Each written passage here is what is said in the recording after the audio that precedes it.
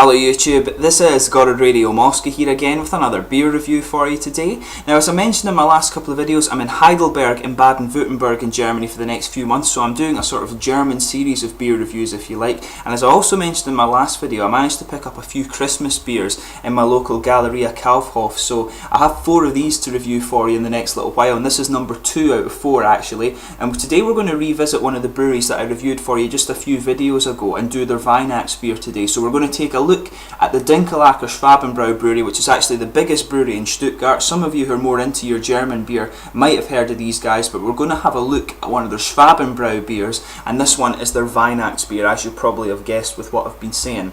But as is usual with my beer reviews, I'll just take you through a brief history of the brewery as I always like to do, but if you are simply just interested in the tasting of this beer, then feel free to go on towards the latter part of the video and you will catch that particular segment. But anyway, as I mentioned in my last review of these beers, the history of the brewery appears to incorporate a number of different breweries that merged at various points throughout the sort of conjoined history, if you like. The first brewery that's important with the Dinkelacker-Schwaben Bräu brewery was that of Ernst Emanuel Smudge, and he founded his eponymous brewery back in 1861. Now in 1878, Robert Licht laid the foundation stone for the Schwaben Bräu brand in the Vaihingen district in Stuttgart. Now in 1888, Karl Dinkelacker established the Dinkelacker brewery, which remains at the same location to this day. Now in 1897, Schwaben Bräu became the first beer to be delivered by motor car, and this machine was actually taken from the house of Gottlieb Daimler. I think it's Daimler-Benz now, so I think these guys, pardon me, are part of the Mercedes-Benz group in Stuttgart, of course, who have heavy dealings with VfB Stuttgart, of course. But in 1900, Karl Dinkelacker brewed the famous Pils that is now a very well established favourite in the city of Stuttgart. You might see it if you go there, CD Pils. But in 1903, another brewery associated with the Dinkelacker-Schwaben Bräu was born, and that was the brewery of David Sandwald, which specialised in the brewing of wheat beer. But that same year, Schwaben Bräu was bottled using one of the first automatic bottling machines, so this has been quite a pioneering brewery in Germany, if you like. But in 1971, Dinkelacker bought over the long-established Smudge brewery, and then in 1978 Dinkelacker also acquired the Sandwald brewery, and these merged breweries continued to grow over the next few years, and then in 1988 they were actually able to celebrate with VfB Stuttgart winning the Bundesliga championship. I'm not sure if it was called Bundesliga back then, but they won the German Football League anyway. Now 1996 saw the merger of Dinkelacker and Schwaben Bräu breweries, who at this time were considered to be 2 of the major traditional Stuttgart breweries, but the brewery was owned for a period of time by InBev, but in 2007 Wolfgang Dinkelacker brought the brewery back, returning it to independence, of course. But today the brewery has over 300 employees, and apparently it's the biggest brewery in Stuttgart, and it's actually one of the largest group independent breweries in Baden-Württemberg. So just to summarise that for you, because it jumps around quite a little bit, basically the history of this brewery with the groups here is that Dinkelacker brought the Smudge and Sandwald brewery, and then Dinkelacker and Schwaben Bräu later merged. And it's actually really interesting, this brewery, because despite the fact that it's a sort of group of many different breweries, all the brands seem to retain some of their independence, if you like. So this is, as I was mentioning, this is one of the Schwaben Bräu beers, but you can find the Sandwald and the Smudge beers, and of course the Dinkelacker beers as well, all with their original labels and stuff like that. So it really is, they're allowed to do their own thing within the sort of company, if you like, so it makes it really cool. And this is one of the main attitudes about within Germany that is really good with their beer. They're very traditional, and they like to retain the history of all these things regardless of what goes on in the company, so it's really cool that way. But just to list a few of the different beers that the Dinkelacker-Schwaben Bräu company do for you. Under the Dinkelacker brand you can get a Helles, a Pils, Dark, Märzen, Privat, Volksfest beer, Weihnachtsfest beer, a Golden Lager, and they also recently had a 125th anniversary beer. Under the Schwaben Bräu brewery you can get Das Echte, which is a Märzen beer. That's the one I've reviewed for you already. They have Das Schwarz, which is a Schwarz beer. I have one of those to review for you at a later date. They have Das Naturtrüb, which is a Keller beer, Das Helle, which is a Munich style lager, the Helles Bock, or Heller Bock, sorry, Meister Pils, Meister Weizen, and you can get that in a Helles or a Dunkel variety, Original Pils, Volksfest beer and Weihnachtsbier. Under the Sandwald brand you can get an Export, a Hefeweizen, Kristallweizen, Dunkelweizen, a Radler, a Collab beer, and they also have some light varieties as well. They also have another brand of beer which is called Brauchel. There you can get an export Hefeweizen. With Smudge you can get the Vula beer, which is actually a really nice one. I just tried that the other day. You can get under the Kloos brand, they have the Keller beer, which you can get a Pils and an export in there. You have Heigerloka, Sigel Monastery, and they do a Hefeweizen, a Dunkelhelles and Crystal, but they also have Pils, Landbier and Spezial. So I'll need to have a look out for all of these different beers for you. But let's get on to the tasting of this guy itself. I'll just let you have a better look at the bottle, as I always do here. As you can see here, this is the label here. I'll just try and bring it over a little bit so it's out of the light there. You can see the sort of nice Christmassy thing on here. As I mentioned before, or I might have mentioned, the Christmas markets in Germany of course are very famous, and this is kind of what they're going for up here. And you might be able to see it better with the top actually. This is the sort of Schwaben Bräu crest, if you like. And this one actually does have a little marking there on the top of the pop cap, if you like. It's like a barrel with with little different not condiments, like kitchen utensils coming out of the top there actually, so it's quite cool in that way. But let's get on with the tasting of this guy. I'm quite interested to try this one. This one apparently is a Pilsner style beer, so hopefully it's a little bit spiced and stuff like that to make it a more Christmas beer, but it's a 5.5% Pilsner style beer. But let's pop this guy open and get on with the tasting here. As I always say, I like to see how big a pop these guys make. That one wasn't one of the best, but it's all good. But let's get this guy out and see how we get on. I quite enjoyed the Märzen style beer that I reviewed from Schwaben Bräu last time, but as I said, I was surprised at just kind of how light it was. This is one of the things you always need to watch for with German beer as well, because it is, the head on it goes kind of crazy, so it is quite funny that way.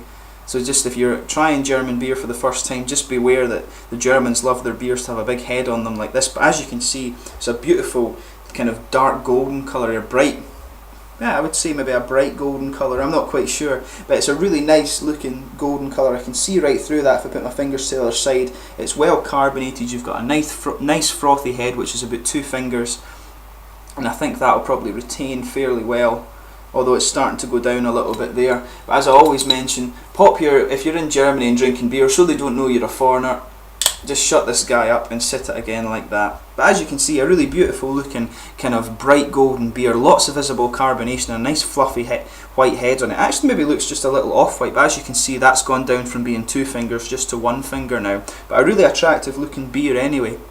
In terms of the aroma here, it smells as you would expect from a Pils beer. You've got a lot of kind of grassy hops in there, and kind of light sweet malts. But there's a good bit of kind of sweet bready character in there as well, and maybe just a little bit of herbal character from the hops as well. It does smell pretty much like a Pilsner beer. I can't smell any sort of eggnog or, Christmassy style spice that they would put in these things. It does more or less just smell like a Pils. If I smell it in a little bit deeper, there maybe is just a little something unusual about it. But yeah, definitely it does smell mainly like a Pils. Some nice sweet kind of bready malts and sort of lighter sweet malts as well, and you're getting that nice sort of herbal and grassy character from the hops. But let's give this guy a taste and see how we get on.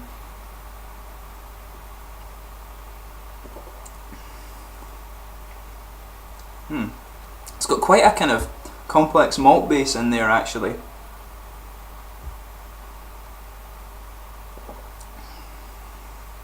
Yeah, it's got a nice sweet malt base there in the middle, and you're getting the hoppy bitterness coming out on the end actually. But yeah, I think there's a nice sort of bready and malt base. There might just be some yeast in there, and that gives it a sort of, not a little bit sour, but it gives you a little bit more of a kind of doughy flavour to the bread, I would say.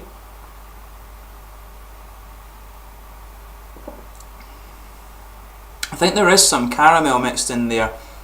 There's a good bit of cereal too, I think.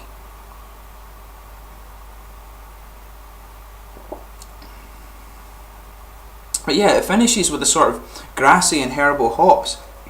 At the side of the, it feels as if it's like at the side of the tongue, if you like. Then on the top of the tongue, you have the sort of bready and caramelly malts remaining in there, and then you've got the sort of herbal and grassy character at the side of your tongue. It's quite interesting that actually.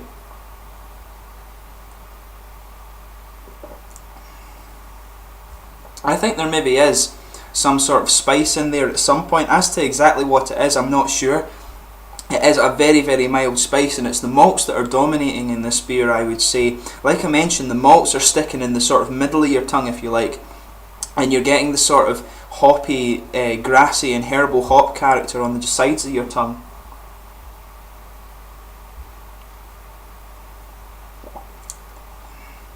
But yeah, definitely opens up with the malts.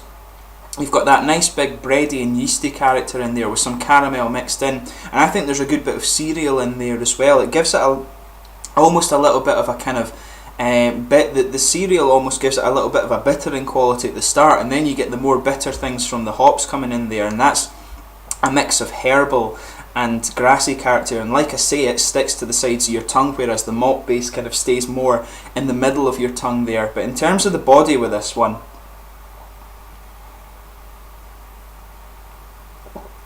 definitely a sort of light to mid-bodied beer. The carbonation is actually well done, I would say.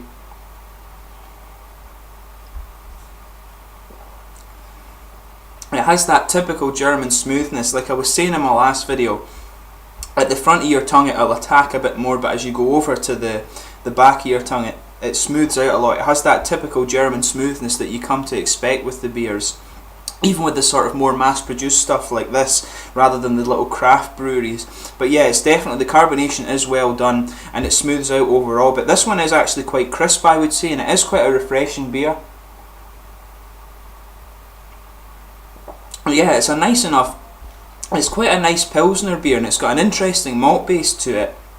To be honest, exactly what this, overall I would say, exactly what this one has to do with Christmas. It doesn't have any sort of unusual spice character or eggnog or anything like that. It's a nice Pilsner, but exactly what it has to do with Christmas, I'm not quite sure. I mean, as I might have mentioned in my last Weinachtsbier video, I had the winter beer from Heidelberger, and it was really, really nice. It had this really nice it was a sort of red Pilsner, if you like, and it had some nice spice character to it, and they had changed the malts and stuff a little bit. But this one to me is more like a summer Pilsner, if you like, or a spring Pilsner, or something like that. I'm not sure exactly what makes this a Weihnachtsbier, if I'm honest with you. It's a nice enough Pilsner. It's a good summer or spring Pilsner, like I say, but exactly what it's got to do with Christmas, I'm really not sure.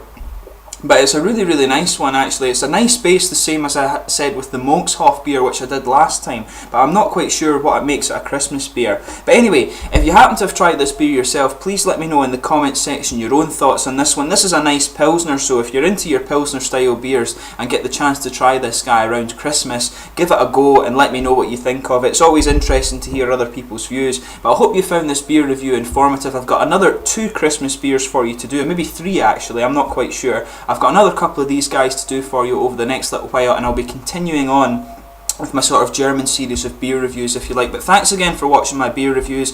Please like, subscribe, share, all the usual YouTube stuff. You've been watching Goddard Radio Moscow, and I'll catch you soon. Cheers.